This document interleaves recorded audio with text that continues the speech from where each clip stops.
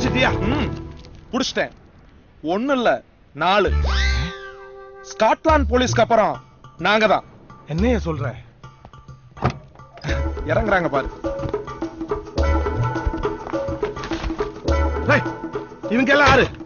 நீ சொன்ன இடத்துல ஆரஞ்சு கலர் ட்ரெஸ் போட்டிருந்தவங்க இவங்க தான். யார சொன்னேன்னு தெரியல, அதான் எல்லாத்தையும் அள்ளி போட்டு தூக்கிட்டு வந்துட்டேன். எப்படி? இல்ல வேலை கோட்டை, இந்த ஆளு ரயில்வே ஸ்டேஷன் பக்கம் போகல, போயிருந்தானா கூலிய புறாம அள்ளிட்டு வந்திருப்பான். உன்னை எவன்டா ஈஸி ஆக்குனது? நீ தான் சகல. அதான் எனக்கே ஆப்படிக்கிறியா? பெரிய Scotland Nagaland. Excuse me sir, எங்களை சார் பிடிச்சிருந்தீங்க. ஒவ்வொரு வீட்டுக்கு வந்து ஓட்டு கேட்க ஆசை, வர முடியல, அதனால உங்களை வீட்டுக்கு வர வச்சு ஓட்டு கேட்கறேன். நெக்ஸ்ட் எலெக்ஷனுக்கு எனக்கே ஓட்டு போடுங்க. ஓட்டு போடுறதுல ஒன்றும் ஆட்சேபம் இல்ல. எங்களுக்கு என்ன சார் கொடுப்பீங்க?